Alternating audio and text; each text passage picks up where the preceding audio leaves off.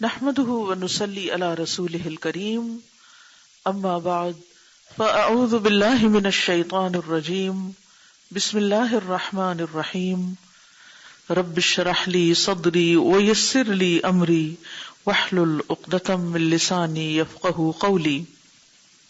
توبہ کا غرور۔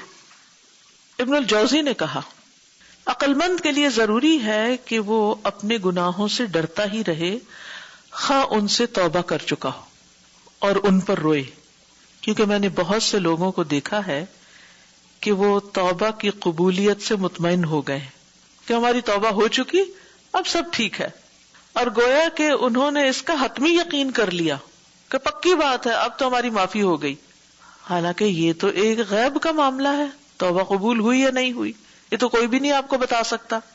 پھر اگرچہ بخشش بھی ہو جائے تو شرمندگی تو اس کام پر ساری زندگی رہنی ہی چاہیے، اس سے تو انسان نہیں نکل سکتا۔ مرتے دم تک انسان اپنے گناہوں کو یاد کر کر کے توبہ کرتا ہی رہے، یہ نہیں کہ مطمئن ہو کے بیٹھ جائے اب تو میں نیک کام کرنے لگا اور میرے پچھلے گناہ معاف ہو گئے، اس دھوکے میں نہ پڑے۔ جب تک ہم اللہ سے ملاقات نہیں کر لیتے ہمیں کیا پتا کہ ہم کہاں کھڑے ہیں۔ فالحذر الحذر، بچو بچو، خوب بچو، بچنا ہی ہوگا ہر اس چیز سے جو شرمندگی کا باعث ہو، خجل۔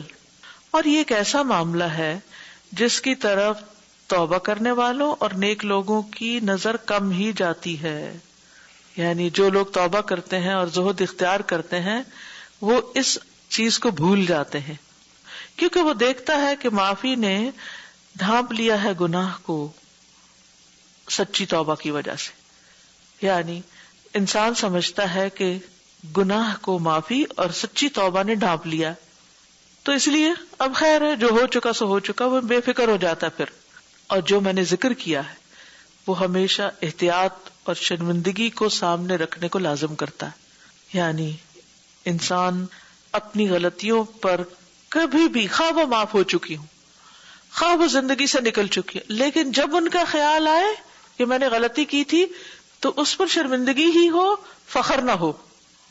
آپ نے دیکھا ہوگا نا کہ کچھ لوگ جب اپنی برائیاں چھوڑ کر نیکی کے رستے پر آتے ہیں تو پھر کبھی بیٹھتے ہیں کسی مجلس میں تو بہت فخر اور غرور کے ساتھ اپنی برائیوں کا کھل کھل کے ذکر کر رہے ہوتے ہیں، ہم ایسے ہوتے تھے، ہم ویسے ہوتے تھے، ہم یوں مجلسوں میں جاتے تھے، یوں پارٹیز میں جاتے، یوں ڈانس کرتے تھے، یہ ہوتا تھا وہ ہوتا تھا، یعنی اپنے پاسٹ کے وہ سب کام جن کو چھوڑ چکے، جن پہ توبہ کی، انہی پہ بوسٹنگ کر رہے ہوتے ہیں کہ ہم بڑے بہادر تھے غلط کام کرنے میں۔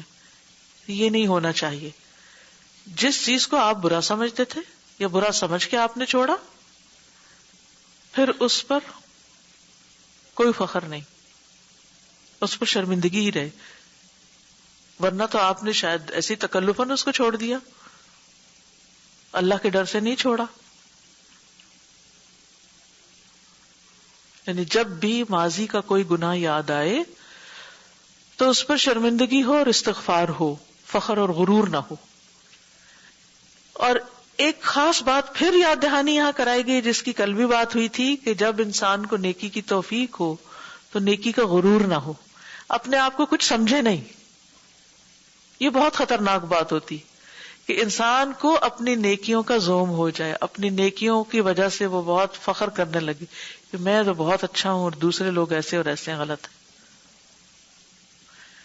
غلط کرنے والوں سے ہمدردی ہو، ان کی خیر خواہی ہو، ان کو وہاں سے نکالا جائے، اور اپنی نیکی پر کبھی بھی انسان مان نہ کرے، ورنہ آپ دیکھیں گے، اور شاید آپ نے تجربہ بھی کیا ہو، کبھی بھولے سے بھی آپ اگر کسی اچھے کام کا ذکر کر بیٹھے نا تو اگلے ہی دن کیا ہوتا ہے، صبح سے شام نہیں ہوتی وہ کام چھٹ جاتا ہے یا الٹ ہو چکا ہوتا ہے۔ اچھا کہے نہ بھی، بلیو می، اگر کوئی کہہ رہا ہو نا پتہ نہیں کیا ہوا، تہجد ہی چھوٹ گئے، تو آپ دل میں سوچ رہے ہوتے ہیں شکر ہے میرے تو نہیں چھوٹے، اور پھر کیا ہوتا ہے، کہا بھی نہیں، خیال ہی آ گیا۔ تو یہ جو نیکی کے اوپر غرور کا خیال بھی آنا ہے نا، اس پر بھی توبہ کرنی چاہیے۔ توبہ، استغفر اللہ، میں کیا سمجھتی ہوں اپنے آپ کو، اگر کسی شخص نے اپنا کوئی مسئلہ بیان ہی کر دیا ہے تو اس کے لیے بھی دعا کریں اور اس کی مدد کریں، نہ کہ اپنے آپ کو اچھا سمجھنے بیٹھ جائیں۔ اچھا، ہماری ایک عام کمزوری ہے کہ ہم ہر وقت نا کمپیرزن شروع کر دیتے، کوئی اپنی بات سنا رہا ہو نا، ہمیں اپنی یاد آ جاتی ہے، اس کی کم سنتے اپنی سنانا شروع ہو جاتے ہیں. وہ بھی بول رہا ہے، وہ بھی بول رہا ہے، وہ کچھ سنا رہا ہے، وہ کچھ سنا رہا ہے، کوئی کسی کی نہیں سن رہا، ہر کوئی اپنی خوبیاں بیان کر رہا ہے. تو اسی طرح بعض لوگ زبان سے نہیں کہتے تو دل میں سوچنا شروع ہو جاتے، اچھا یہ ایسا، میں تو ویسی. تو یہ دل میں بھی اپنے آپ کو نا، کیونکہ جو دل میں باتیں ہوتی ہیں پھر وہی زبان پہ آتی ہیں. تو دل کی صفائی جب تک نہیں ہوگی نا تو باہر کچھ نہ کچھ نکلتا ہی رہے گا. تو اس وقت انسان جب بھی خیال آئے کہ میں کچھ بہتر، تو اب استغفر اللہ استغفر اللہ. اور ایک اور بڑی مشکل یہ ہوتی ہے، لوگ آ کے تعریف شروع کر دیتے ہیں، تم تو حجاب میں بہت ہی اچھی لگتی ہو، اور تم تو ویسے. اور اگر کسی نے کہہ دیا اچھی نہیں لگتی تو اتارنے کا سوچنے لگ گئے، اور کہا اچھی لگتی ہے تو اس کی خاطر پہننا شروع ہو گئے. یہ کوئی مضبوط بنیادیں نہیں ہیں کام کرنے کی. اس لیے ہمیں بلا وجہ کسی کی خوشامد بھی نہیں کرنی چاہیے. اگر نیکی کوئی کر رہا ہے تو کہیں الحمدللہ، اللہ نے توفیق دی، اللہ استقامت دے. سب تعریف اللہ کی، اس پر الحمدللہ کہیں. خود اپنے کو توفیق ہو جائے تو بھی الحمدللہ کہیں. بچہ کر رہا ہے، کوئی بہن بھائی کر رہا ہے، کوئی دوست کر رہا ہے، اس پہ بھی الحمدللہ کہیں. اللہ تیرا شکر ہے، تو نے میری دوست کو یہ توفیق دی ہے، میری بہن کو توفیق دی، میرے بچے کو توفیق دی، وغیرہ وغیرہ. غلط ہو جائے تو اللہ ہی سے معافی، اچھا ہو جائے تو اللہ کی طرف رغبت اور اللہ کا شکر.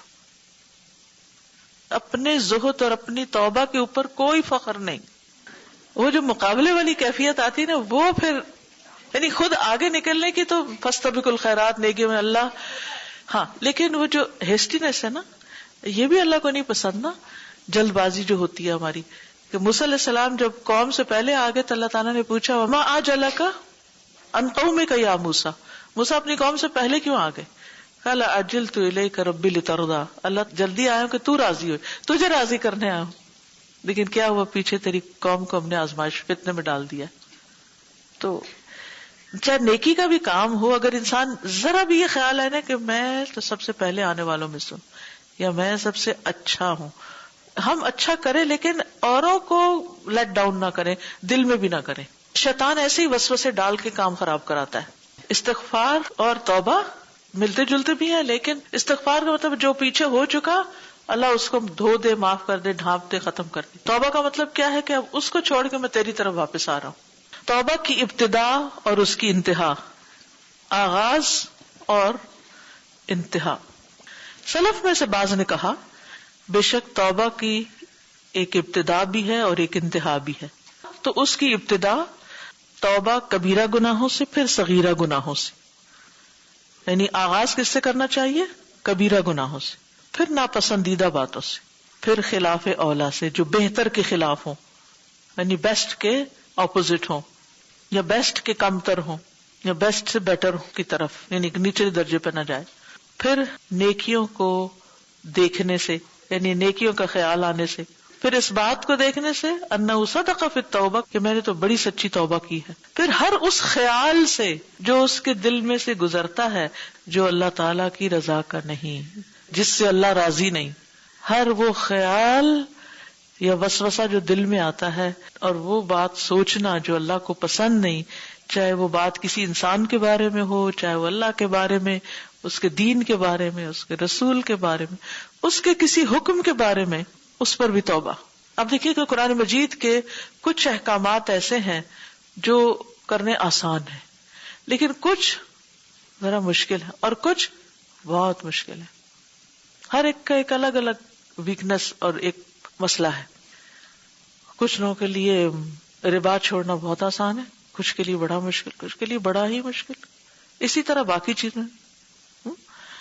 تو جب انسان ایسا کوئی کام، ایسی کسی بات کے بارے میں کہتا ہے کہ یا اللہ یہ تو بہت مشکل ہے، تو اس پر استغفار کرنی چاہیے کہ ہم نے یہ کیوں سوچا، کیونکہ اللہ تعالیٰ نے انسان کو کوئی ایسا حکم نہیں دیا جو اس کے لیے ایسی مصیبت ہو کہ جو وہ کر ہی نہ سکے. لا یکلف اللہ نفسا الا وسعها، اللہ کے سارے فیصلے حق اور عدل پر مبنی ہیں. تو قرآن کی کچھ آیتیں پڑھتے ہوئے تو آپ بہت خوش ہوتے ہیں، کچھ پڑھتے ہوئے آپ ڈرتے ہیں، کچھ پڑھتے ہوئے آپ کہتے ہیں کہ اس پر عمل کر لوں، کچھ پڑھتے ہوئے کہتے ہیں اچھا ذرا ٹھہر کے کروں گی. تو یہ جو ہے نا اچھا ٹھیک ہے، نہیں استغفر اللہ، یا اللہ تو مجھے توفیق دے کہ میں جلدی کر لوں. تو کوئی بھی ایسا وسوسہ، کوئی بھی ایسا گناہ کا خیال، کوئی بھی خود پسندی کا خیال، کوئی بھی کسی کو حقیر سمجھنے کا خیال، کوئی بھی کسی کے خلاف باتیں سوچنے کا اور دماغ میں ایسی سازشیں پالنے کی باتیں، اللہ تو مجھے معاف کر دے اور میرے دل سے اس خناس کو نکال دے. میں یہ نہیں سوچنا چاہتی، میں کسی کے بارے میں نہیں برا سوچنا چاہتی، میں نے سب کو معاف کیا، اللہ تو میرے دل سے اس کو نکال دے. تو اللہ تعالیٰ مدد کرے گا اور آپ کا دل پرسکون ہو جائے گا. لیکن اگر ہم اپنے ان خیالوں کو صرف جسٹیفائی کرتے رہے اور ہمیں پتہ بھی غلط ہے اور پھر ہم اس کے لیے کوئی جواز اور تعویل ڈھونڈ لیتے ہیں اس کو صحیح کرنے کی، تو پھر معاملہ درست نہیں ہوتا کبھی. تو توبہ جو ہے وہ صرف ظاہری گناہوں سے بچنا نہیں، بلکہ توبہ ان خیالات پر بھی ہے جو اللہ کو پسند نہیں. اسی لیے جو آخری سورت ہے اس میں 3 دفعہ کہا گیا قل اعوذ برب الناس ملک الناس الہ الناس من شر الوسواس الخناس الذی یوسوس فی صدور الناس من الجنۃ والناس. سب سے بڑا چیلنج، سب سے مشکل کام، اس خناس سے بچنا، اس وسواس سے بچنا جو بار بار انسانوں کے دل میں آ کے برے برے خیال ڈالتا ہے. اپنے خیالات پہ چیک رکھا کیجئے کہ زیادہ تر آپ کیا سوچتے ہیں. زیادہ تر آپ لوگوں کے بارے میں پازیٹیو سوچتے ہیں یا نیگیٹو سوچتے ہیں؟ یہ تو کوئی اور نہیں جانتا نا. دوسرے کو تو جب پتا چلے گا جب آپ زبان کھولیں گے، پھر دوسرے کو پتا چل جائے گا کہ آپ کی پرسنالٹی کیا ہے. جو ہی منہ کھلتا ہے نا تو پتا چل جاتا ہے کہ اس شخص کو بیماری کیا ہے. خود پسندی کی بیماری ہے، نفرت کی بیماری ہے، حسد کی بیماری ہے، عداوت کی بیماری ہے. کیا بیماری ہے اس کو؟ کیونکہ باتیں سب کچھ بتا دیتی ہیں. ایک شخص بات کرتا ہے تو بہت پازیٹیو وے میں ہر چیز کو لیتا ہے اور اس کو ڈسکرائب کرتا ہے. ایک شخص ہر وقت نیگیٹو باتیں کرتا ہے، دوسروں کے عیب ہی چنتا رہتا. اس کی نگاہ صرف مکھی کی طرح گندگی پہ بیٹھتی. حالانکہ ایک انسان میں صرف گندگی نہیں ہوتی، اچھی چیزیں، مگر وہ اچھائی دیکھ ہی نہیں پاتا. تو سمجھ آ جاتا ہے کہ اس کے اندر یہ بیماری ہے. تو ہم میں سے ہر شخص کسی نہ کسی بیماری کا شکار ہوتا ہے. تو جب تک وہ چپ رہتا ہے اور اپنے اندر کی چیزوں پر اللہ سے دعا کرتا ہے کہ اللہ تو میری مدد کر. اگر کسی کے بارے میں کوئی مسئلہ ہے تو اللہ تو اس مسئلے کو حل کر دے، اس شخص کو تو ہدایت دے دے. تو آپ دیکھیں گے زندگی بڑی آسان ہو جائے گی، بہت سی چیزیں آسان ہوتی جائیں گی. کیونکہ اللہ نے قرآن میں فرمایا کہ وَجَعَلْنَا بَعْضَكُمْ لِبَعْضٍ فِتْنَةً، ہم نے تم میں سے بعض کو بعض کے لیے فتنہ بنا دیا ہے، ہم نے تم میں سے بعض کو بعض کے لیے آزمائش بنا دیا ہے.